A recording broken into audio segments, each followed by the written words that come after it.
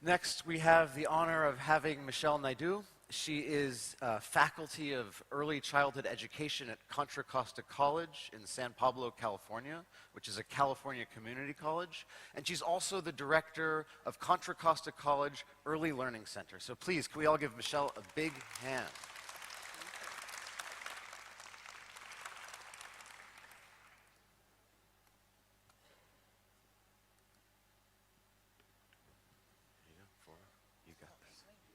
Thank you, Jesse. And as the other ladies came up and said that they're honored, I feel real honored to be here, but also fortunate to be here and to have access to Angie Play and be able to bring it to Contra Costa College. And you know, before I go into our experience at Contra Costa College, I wanted to, the lady on the left, Dr. Inessa Sharif, who's no longer with us today, but she's here with us in spirit. And it's through her desire to bring True Play to children at the college. After meeting Ms. Chung and Dr. Chelsea Bailey, she set the wheels rolling for us to be able to be a pilot site. And you'll hear from Sandra Moore. She was the one who actually secured funding that allowed us to get materials. I included the staff in the picture. There's a lot of them. And because we are a lab school, we do have a lot of student interns and volunteers that come in and work with us. So it does propose a challenge sometimes to be able to talk to teachers about stepping back and, you know, not interrupting play. So the staff wanted to send a warm welcome to all of you. So the funding that we received, we were able to buy some of the materials and, you know, see the mats and barrels, the cubes, and ladders. And we also needed to think about, you know, the conditions in the environment. How do we set that up to make it accessible for children? And as all of you have visited the schools, you saw just the creativity in the design in where they store materials where children can go and access them.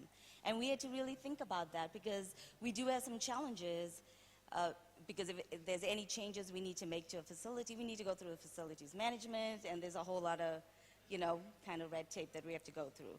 But we came up with solutions, and, you know, Jesse helped us to pick out these carts you see on the side that store the blocks, and we do have a shed that you see in the middle.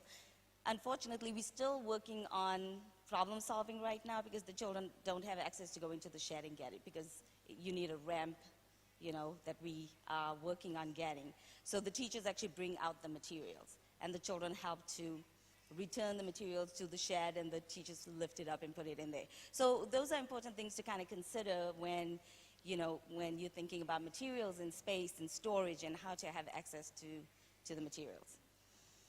So while we waited for the materials, and we were so excited because we got that first, and the teachers were like, well, what is Angie Play? You know, and what are we going to do? And, you know, another curriculum model, what are we, you know, what is expected of us? We were also fortunate through that funding to get professional development.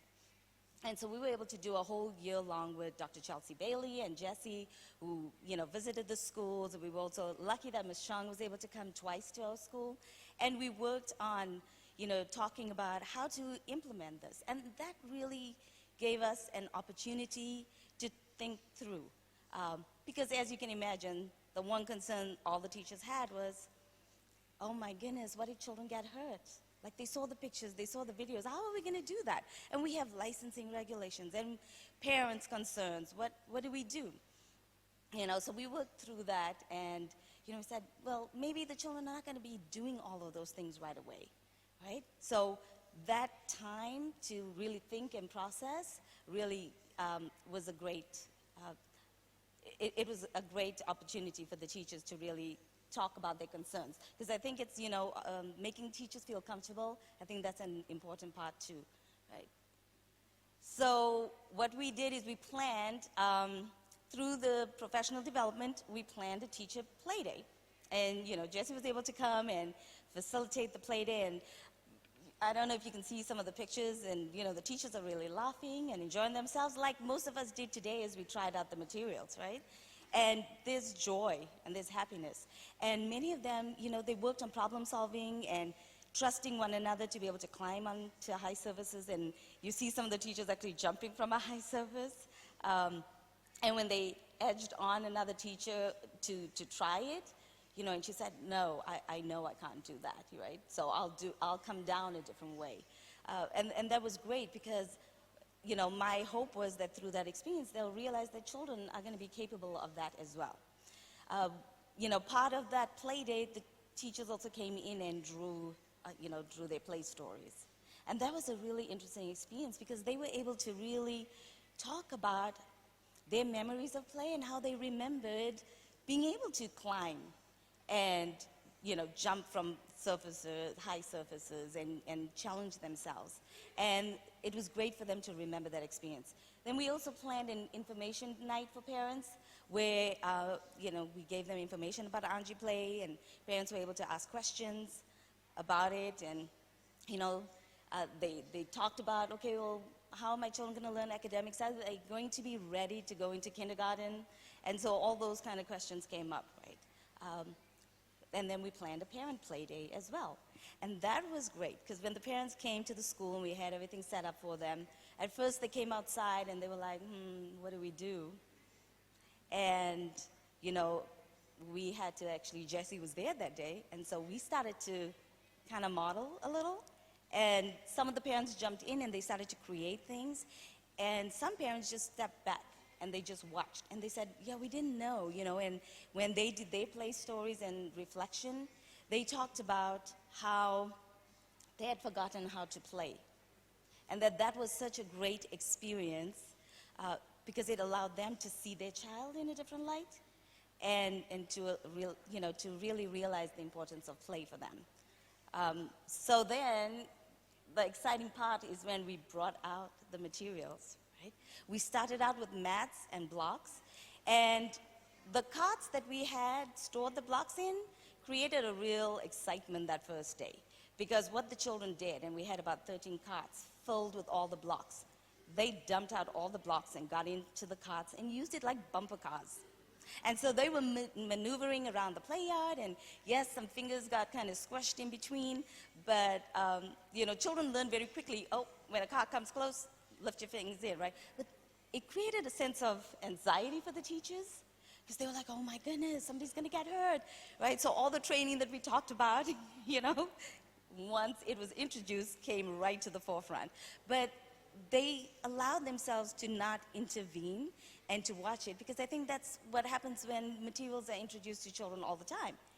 Right? They're gonna exploit. And after a while, what ended up happening is, I'll show you some of the pictures with the blocks. The children started to use them. This is like within the first week of the blocks. The quality and the depth of the play with the materials really, changed. And the children started to create structures, and right here in their reflection, they talked about this was a boat that they were creating.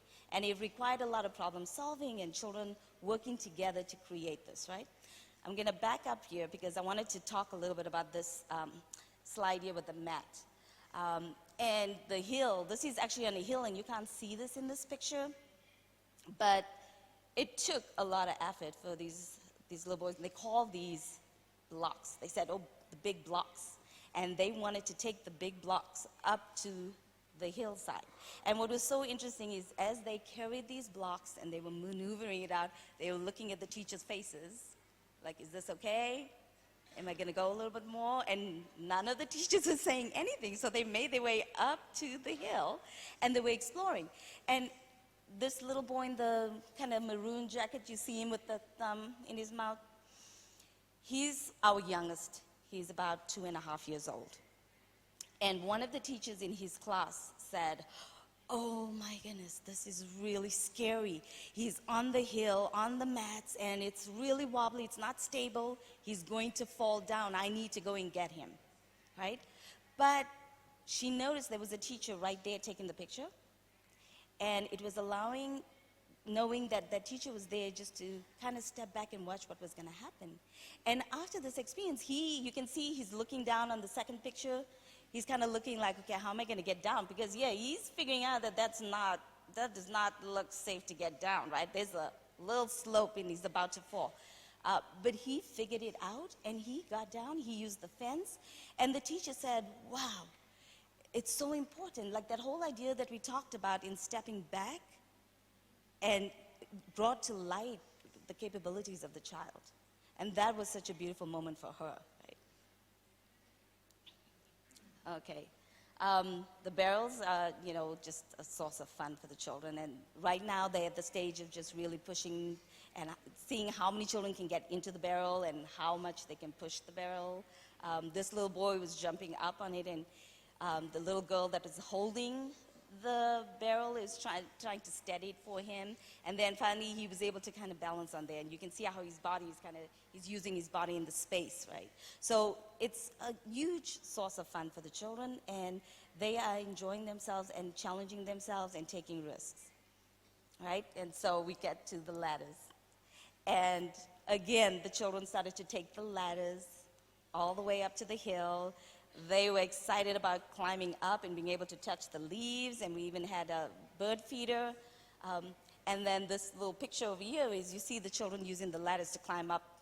There's ladders on the other side of that play structure, but they putting it up on the slide and trying to figure out, you see how the slope comes down, how to use that. And this little guy, when the children saw the picture, it was just tons of laughter, because all they talked about was, oh, look at he's behind, and that's what they laughed about.